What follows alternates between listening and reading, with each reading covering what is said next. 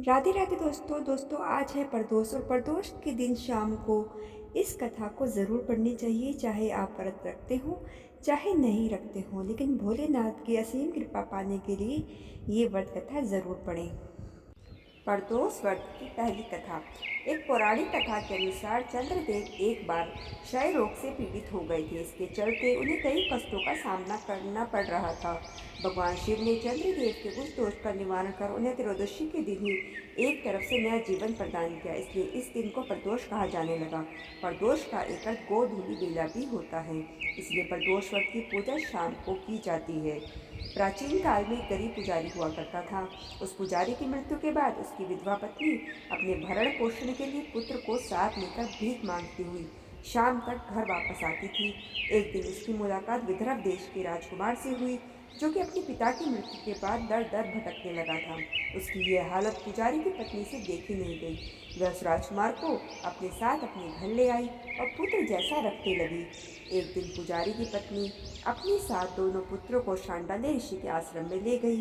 वहाँ उसने ऋषि से शिवजी की प्रदोष व्रत की कथा एवं विधि सुनी तथा घर जाकर अब वह भी प्रदोष व्रत करने लगी। एक बार दोनों बालक वन में घूम रहे थे। उनमें से पुजारी का बेटा तो घर लौट गया, परंतु राजकुमार वन में ही रह गया। उस राजकुमार ने गंधर्व कन्याओं को क्रीड़ा करते हुए देखा तो उनसे बात करने लगा। उस कन्या का नाम अंशुमति था।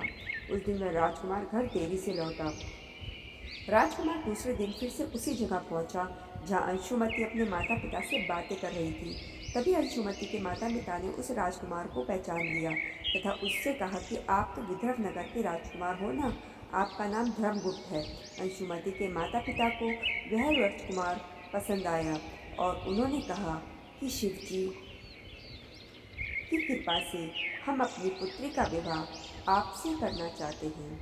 क्या आप इस विवाह के लिए तैयार हैं?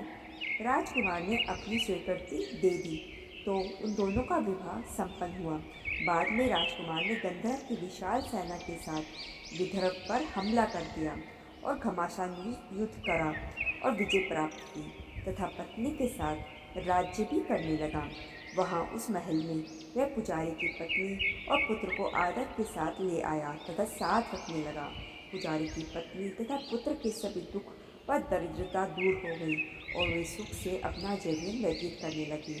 तो दोस्तों, ये थी प्रदोष व्रत की कथा। इस कथा को ज़्यादा से ज़्यादा लोगों में शेयर करके आप भी पुण्य के भागी जरूर बनिएगा और कमेंट में ओम नमः शिवाय लिखना मत भूलिएगा। राधे राधे। ओम नमः शिवाय।